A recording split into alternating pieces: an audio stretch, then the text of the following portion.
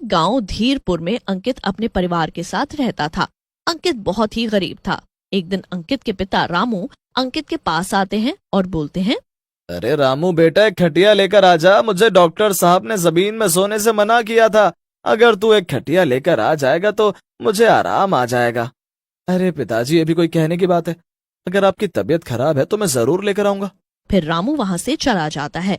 उसी समय अंकित की पत्नी सोनी वहाँ आ जाती है और अंकित से कहती है, आपने पिताजी से कह तो दिया है, लेकिन पैसे कहाँ से लाओगे खटिया खरीदने के लिए?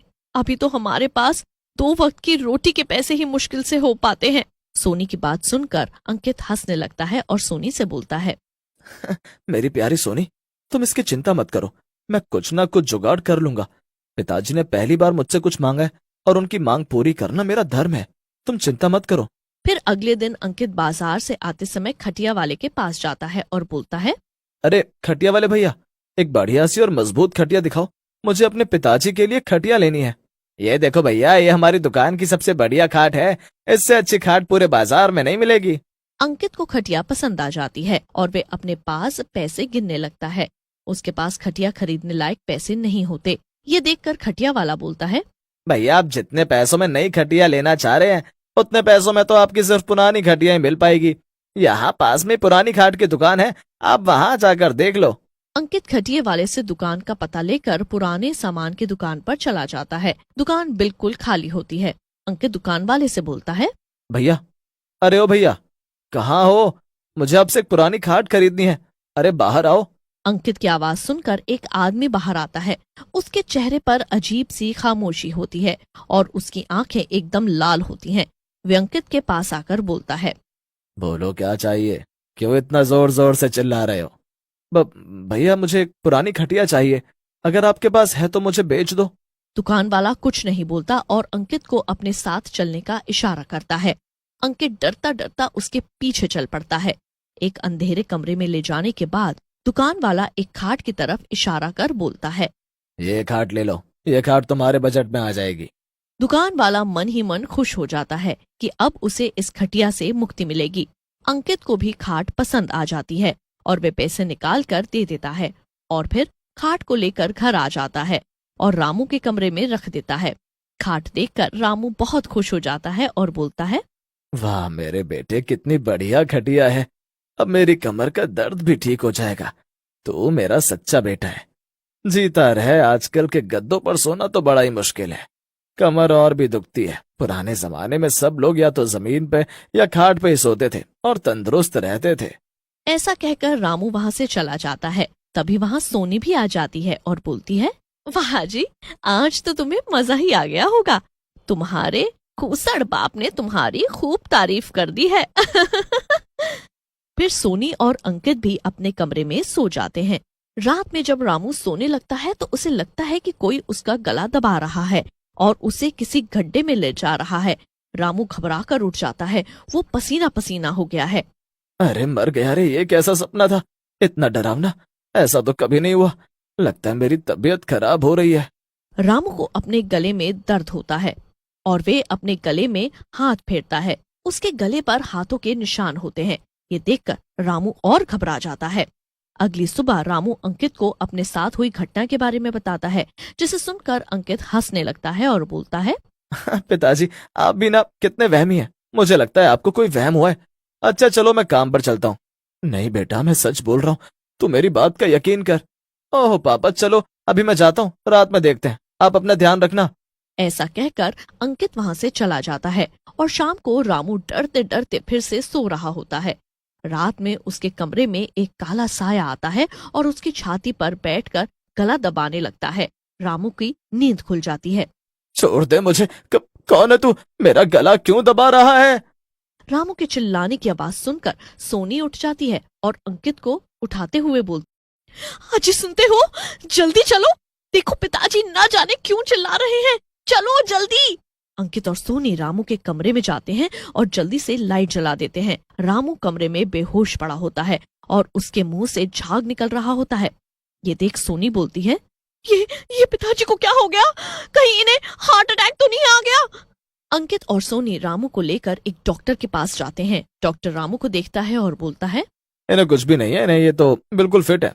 लगता है रात में कुछ देखकर घबरा गए हैं थोड़ा।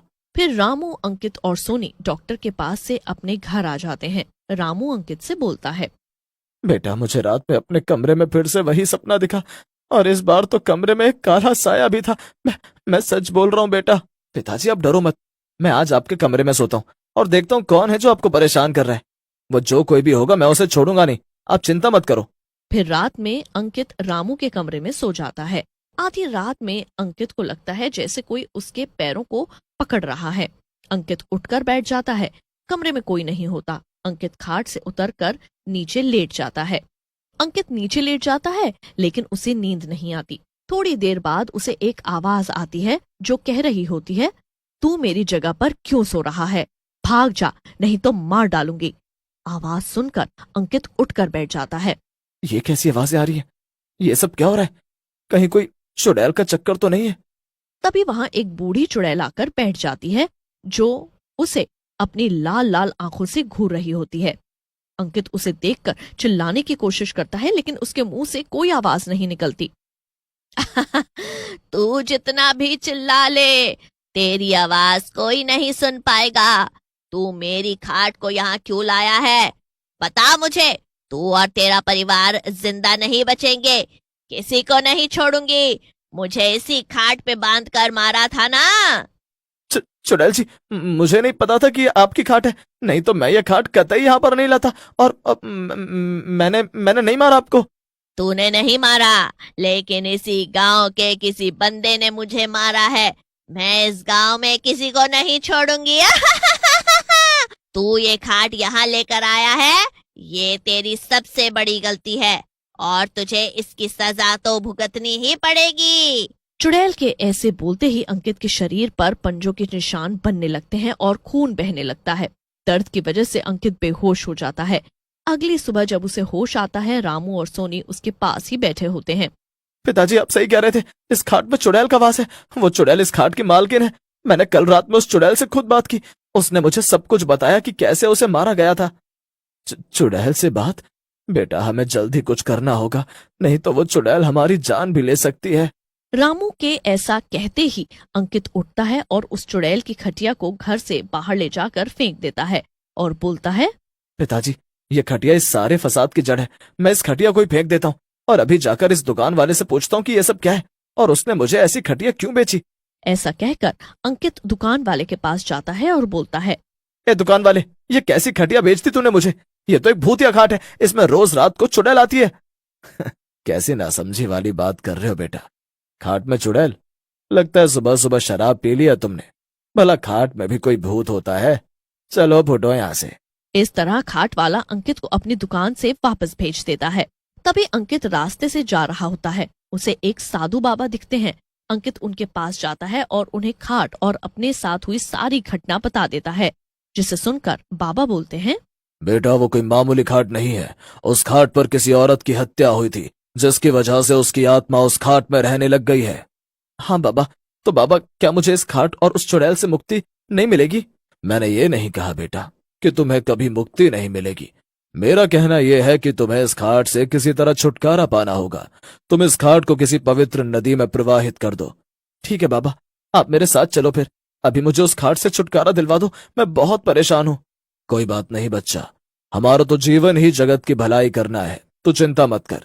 वैसे भी मैं इस खाट को बहुत दिनों से ढूंढ रहा था, आज जाकर मिली है, तो अब इसे जाने नहीं दूंगा। साधु बाबा की बात मानकर अंकित उस भूतिया खटिया को लेकर एक नदी में जाता है और मंत्रों के साथ उस खाट को नदी में प्रवाहित कर देता है और उस खाट वाली चुड़ैल से मुक्ति मिल जाती है।